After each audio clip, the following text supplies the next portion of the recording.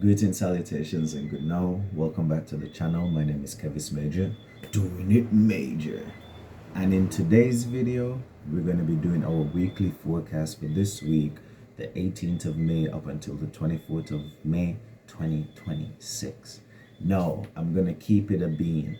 I'm all over the place. No pun intended.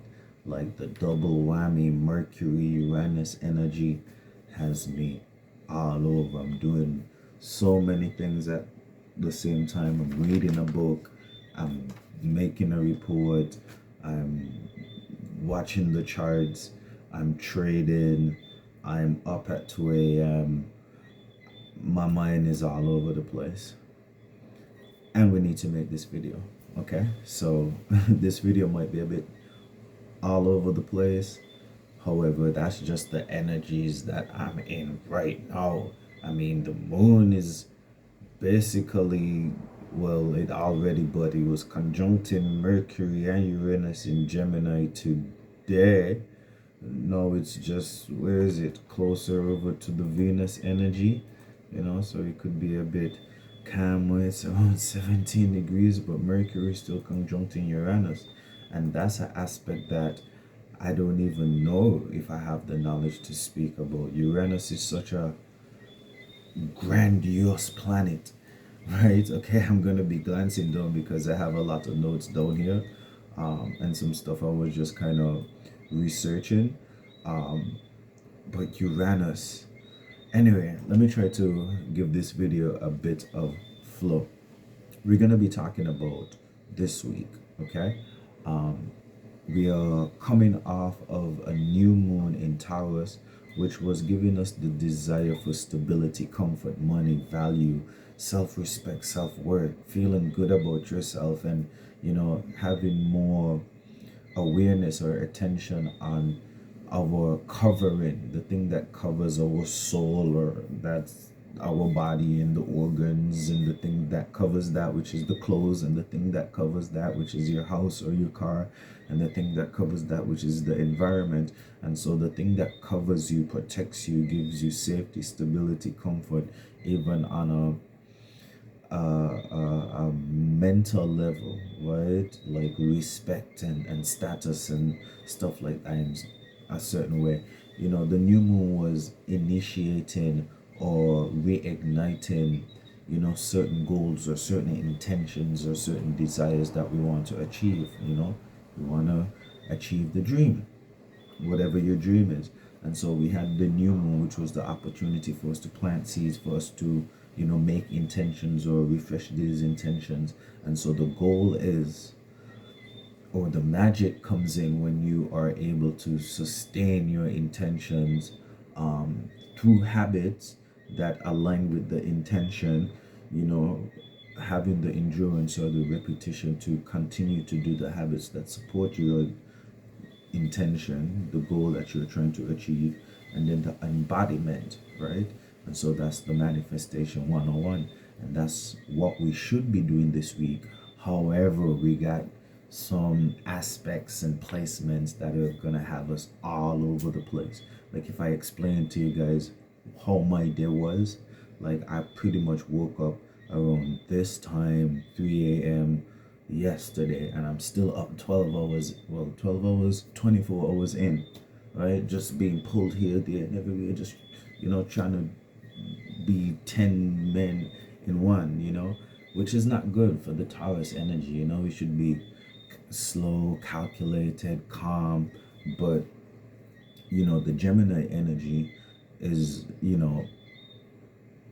picking up the pace, right?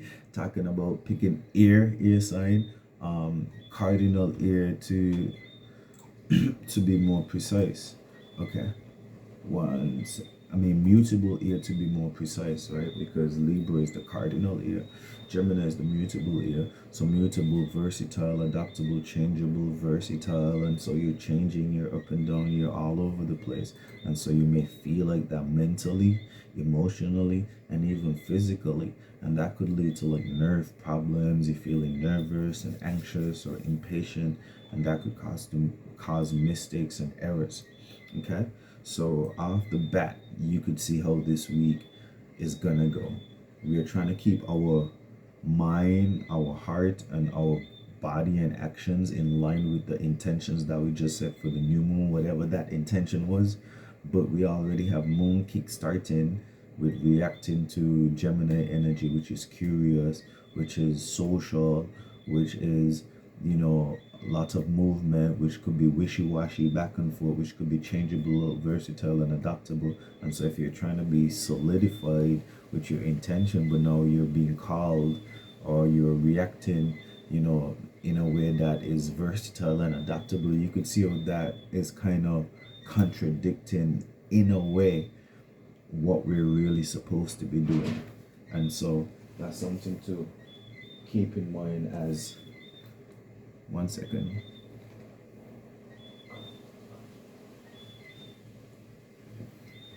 Okay, something to keep in mind as we persist through this week and even as we go through this video.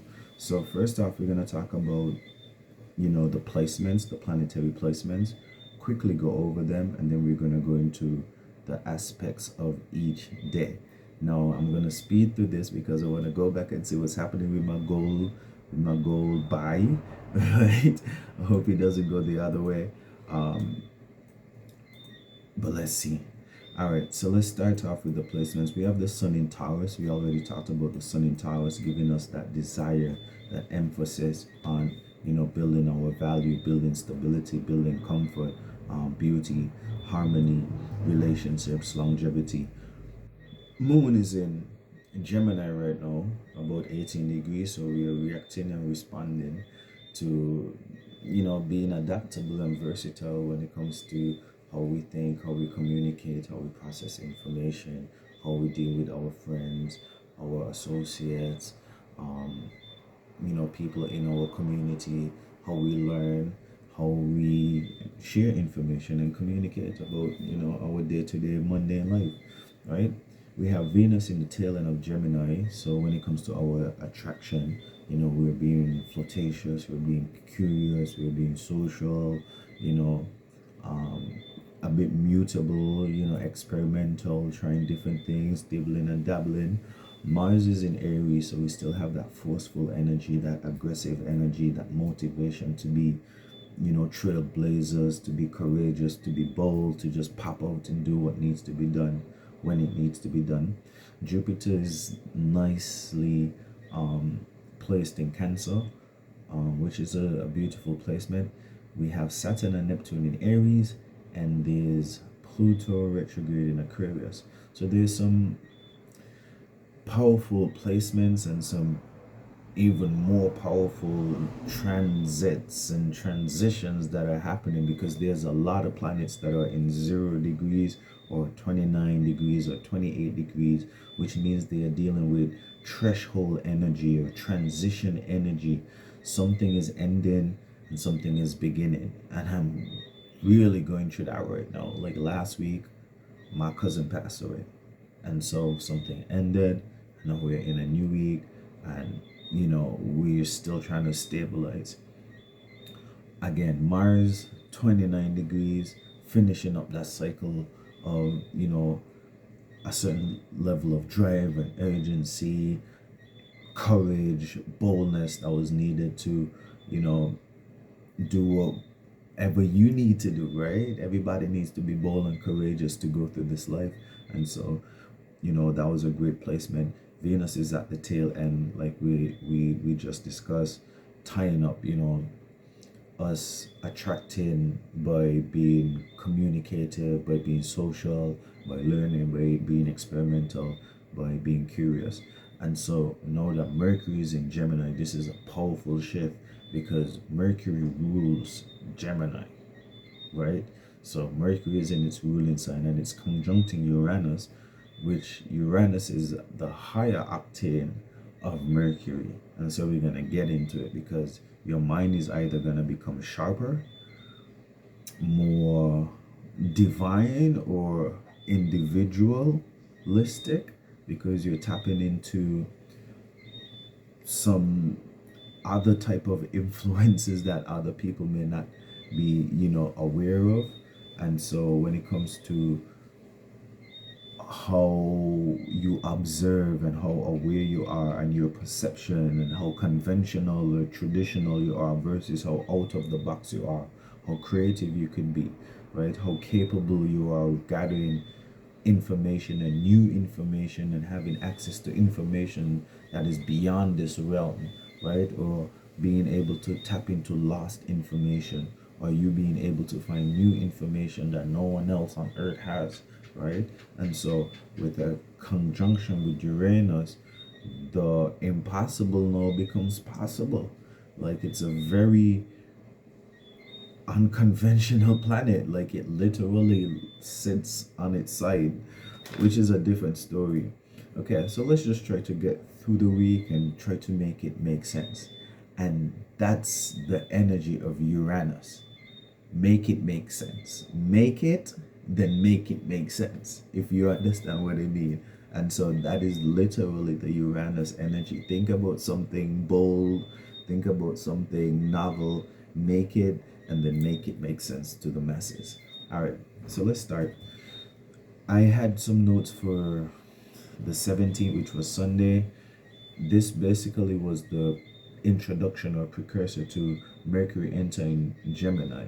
Now, this is setting an intellectual tone for this week. We already talked about the Taurus energy, which was slow and practical, grounded, and quite focused on, our material things. But Mercury moving into Gemini, things are becoming a lot quicker. And so the mind wants, options, the mind wants, to be able to, learn things, fix things, adjust things, make alterations, compare and contrast, connect, experiment. And so there's a lot of things that the mind wants to do. However, we need to be able to contain the mind. Otherwise, you might miss the plot, right? And before you know it, instead of, using Mercury in Gemini as a tool for you to make alterations, right, and certain changes, and improvements to your goals and your intentions, like, you just miss the plot entirely and just get distracted. And before you know it, you take your novel that you were writing, you throw it in the trash because you outthink yourself, it wasn't too good, or you talk to someone and they'll say it was trash, or this type of Mercury energy, Okay, so the new moon may have helped us decide what we wanted, because it's a new moon, new mode, new emotion, new feeling. And so, okay, I want to feel this type of way. But Mercury in Gemini helps us to figure out how to communicate it, how we need to speak about these things, what informations we need, what we need to learn, what skills we need to learn, and what new idea is going to help us grow, and what other ideas, that could feed, this goal or this seed that we were planting. Okay, and you see that we're using the same theme from the new moon, okay, because as the moon waxes, we need to keep sustaining these intentions, these desires, these dreams, okay, no matter how minute or large they are. So this week, it's not about being mentally stuck at all. There's going to be a lot of things thrown at us, a lot of distractions, oh my God. But we got to be able to take it on the chin. I'm not going to say to stay off social media, or don't watch the news, or don't go outside, or anything like that, because the seed needs information. For example, I got a couple of seeds that I've been planting, and on Saturday, because I was moving around, shaking and baking, I was able to connect with someone who I wouldn't necessarily see. I don't have the person's number, I don't know where they live, I only see them ever so often, right? And I was able to see them at that point in time, and that information was able to feed my seed. And so this week, yes, we're still in Taurus. We want to be grounded, we want to be solidified, we want to be calm, we want to be patient, and all of those Taurus characteristics when it comes to our actions. But when it comes to our mind, when it comes to communicating, when it comes to learning, when it comes to processing information, when it comes to relating and you might just have to move around too. The kicker about these transits is that Mercury has an interesting path because it's faster, more agile than how the sun moves. It's going to experience some of the placements that we're going to talk about before the sun. So you're going to have the ability to mentally play out or rationalize certain interactions and conversations and scenarios, or maybe have like a little precursor to certain actions that are going to happen. For example, I keep using the example of a car, right? I don't know, maybe someone is gonna get a new car, but let's say it's the car, right? I need to learn how to get some new examples. But let's say it's the car. You're trying to get this car. You're manifesting the car. You already got the car. You already feel the car, because Mercury is moving faster than the sun. Right now, you might be doing things with your mind to attract or possess the car, right? So maybe you have to go to the bank to go figure out some money thing. And I'm not saying that there's any, well, sun in Taurus. So going to the bank is a sun in Taurus thing. So there you go. You going to the bank, and it's all about thinking about the paperwork, and thinking about maybe what insurance. So not physically going, but already making the connections, the contact, researching which insurance, which plan, which bank, the interest rate. I'm saying you're actually doing all this thinking and processing of the information before you actually do the thing. And we're going to be having a lot of those synchronicities this week. So even though it's action packed, I already see that there's some good alignments. Okay, so Mercury is going to conjunct Uranus in Gemini. I don't even think I am experienced enough to really talk about this one. If Gemini deals thinking and communicating, processing information rationally, logically, in a way that makes sense, then Uranus, right, is channeling information that doesn't make sense, that is unconventional, that seems weird and quirky and individual and unique, and then making it make sense, right? So just think about something that didn't make sense before, and then now it's normal, right?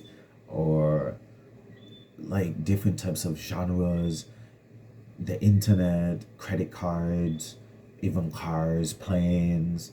Maybe I'm just saying, what I'm saying? First they didn't make sense, and then someone made sense. Okay, so when you think about Uranus, think about making it and then making it make sense. So channeling just some unconventional information, unearthly energy. They say Uranus rules Aquarius, and Aquarius is like the alien of the zodiac. And so just think about Uranus as being able to think like an alien, right?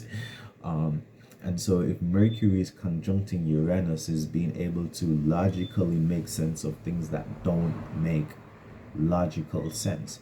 So Mercury is the mind, Uranus is like this awakening to some higher sort of intelligence, and Gemini is just this space of information and curiosity and sharing this information and moving around.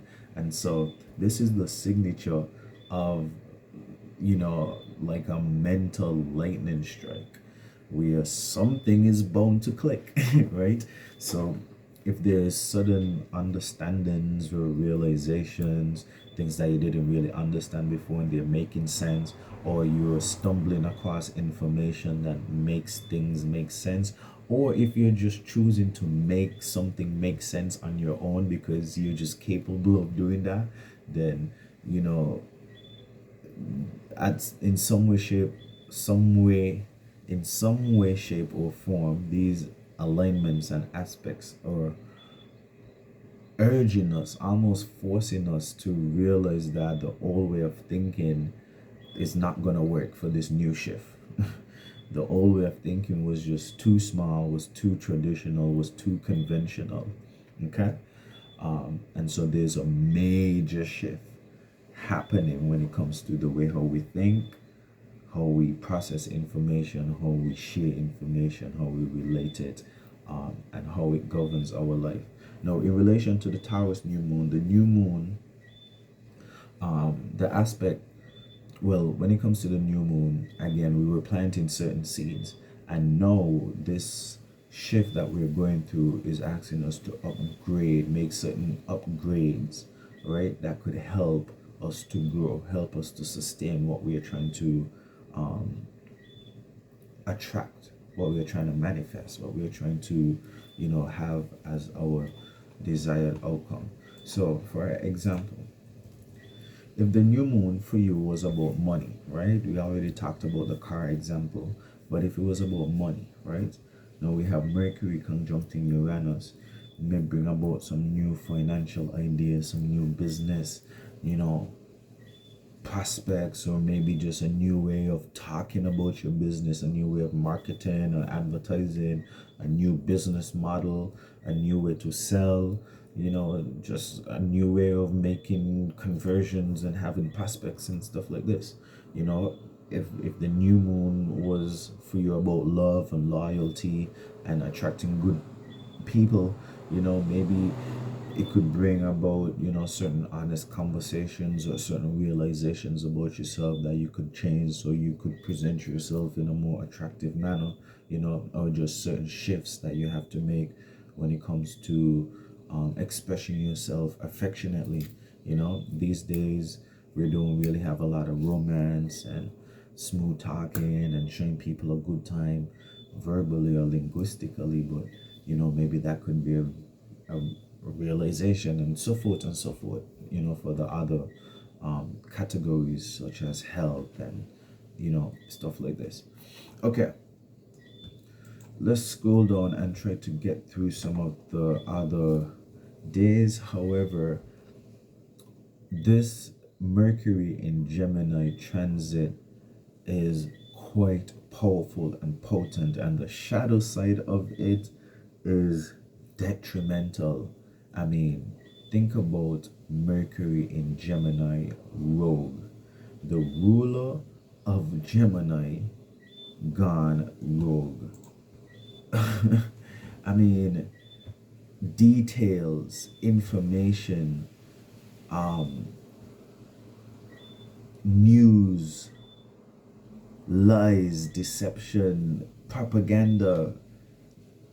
You just don't know who to trust, right? You don't know what to believe. Like, is it exaggeration? Is it a fabrication? Is it a escalation? Is it a de-escalation? Is it a war? Is it peace? Is it fake? Is it real? I mean, the shadow side of this conjunction could be quite detrimental to your mental health. And so, going forward, we need to be protecting our mind, like, because it's a terrible thing to waste.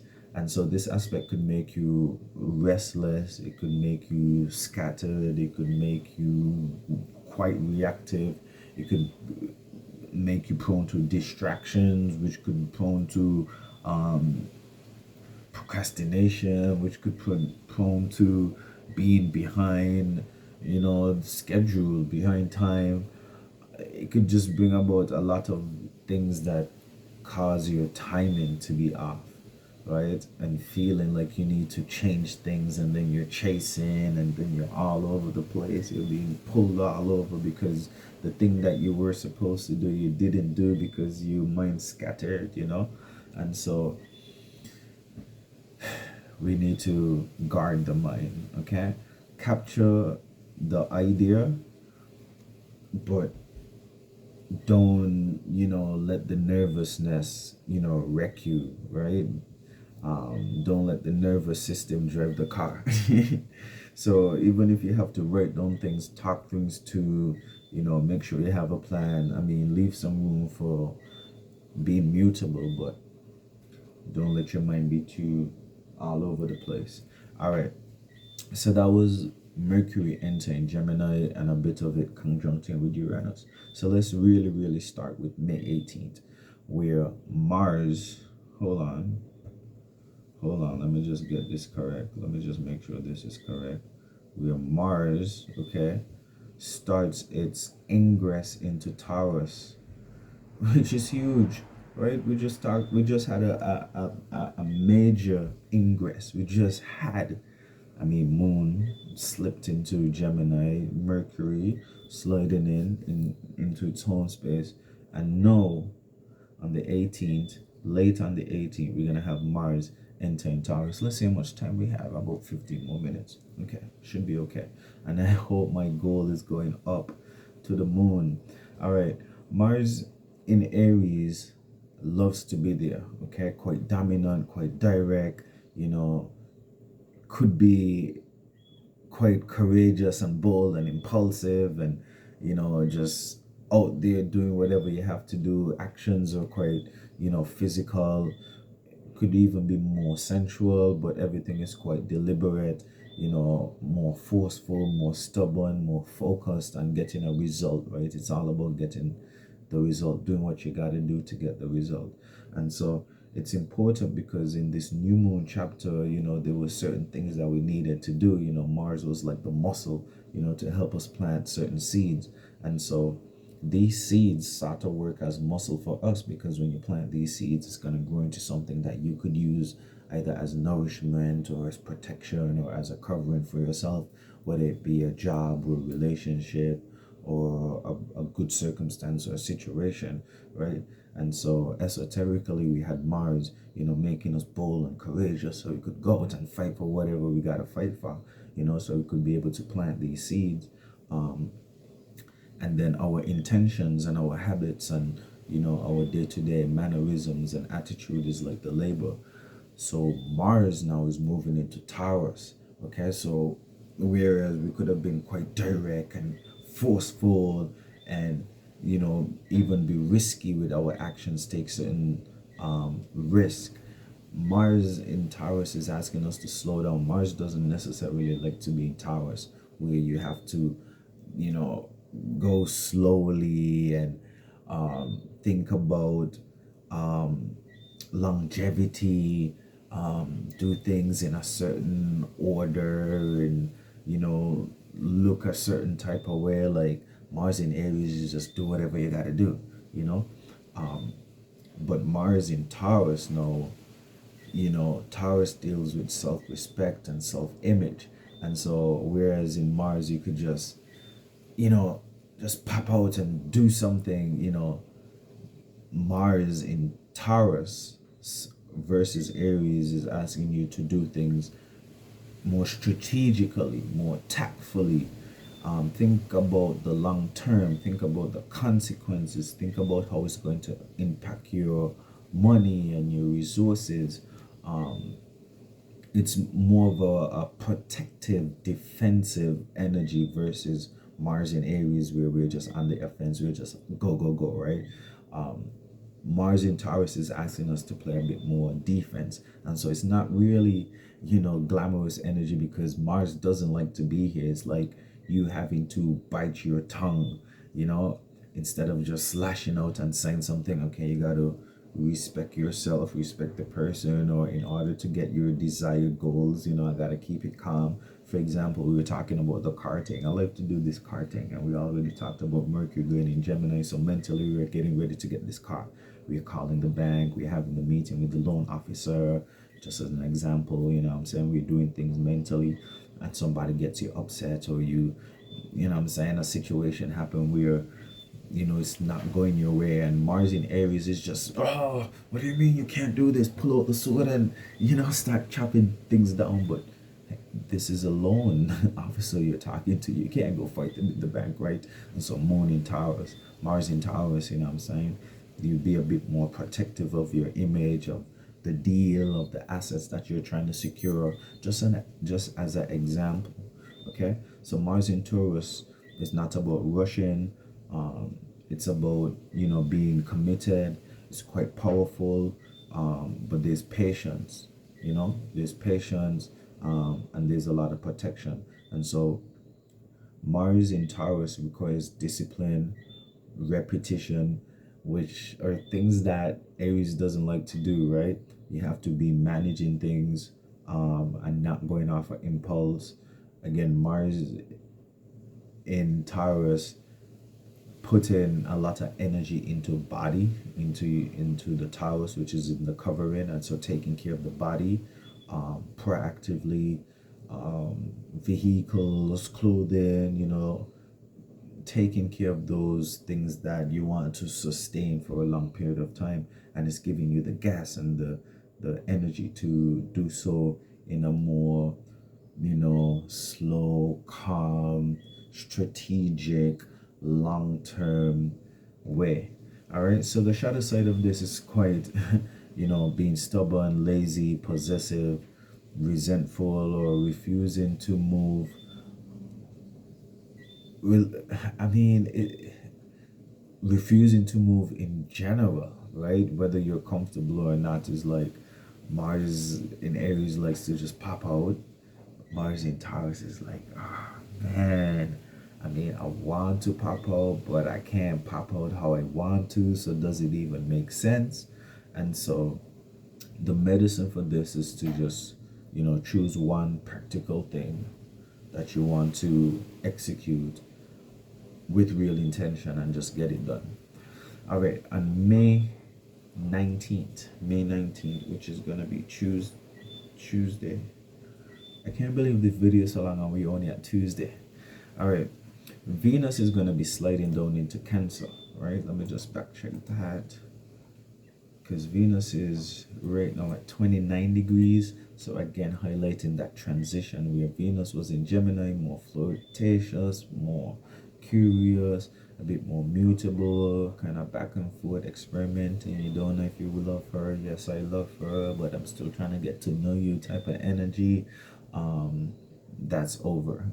Venus is sliding into Cancer, which is a more harmonious placement for Venus, because Venus deals with love. Venus in Cancer, I mean, I could see that being better than Venus in Gemini. So Venus moves out of Gemini, where love and desire was a bit more mental. You're trying to get to know people, a bit more curious, trying to figure out things, a bit playful, not really getting too deep or too emotional. But in Cancer, this is where the emotions live, right? Cancer is the mother sign, and so a more protective, nurturing element comes out when it comes to Venus, or attracting. This is when you could find yourself becoming a bit more protective of certain connections that you have, or just your ability to connect good people, places, and things. Okay, this placement adds water to the same Taurus seed that we were talking about, because if Venus deals with attractability, right, being able to attract good people, places, things, circumstances, and situations, then if you have certain intentions, a certain life that you're trying to lead, a certain goal that you're trying to have, then Venus being able to attract, and it's being influenced by the nurturing, protective, emotional energy. Like, you need emotional energy in order to attain anything. You have to be able to feel it and to desire it, to really attract it in. And so this Venus placement is going to be quite good for what we are trying to receive. So Venus in Cancer is asking us to nurture what really matters to you, right? Cancer sign usually deals with the home, which on a deeper level speaks to what makes you comfortable, what makes you feel safe, what makes you feel protected. Okay, the people, places, things, circumstances, and situations that you feel at peace, right? Whether you have four walls and a roof over your head or not, there's a person that makes you feel like you're welcomed. And so that type of Cancer energy is going to be available for us to put into the seeds that we are being planted, or just for us to access in general. This is a beautiful placement for home, for family, for good food, for making memories, even if it's a funeral, right? Emotional bonding with family, with loved ones, caring for yourself, intimacy, and reconnecting to what makes you feel loved and safe. Okay, so in relation to, again, new moon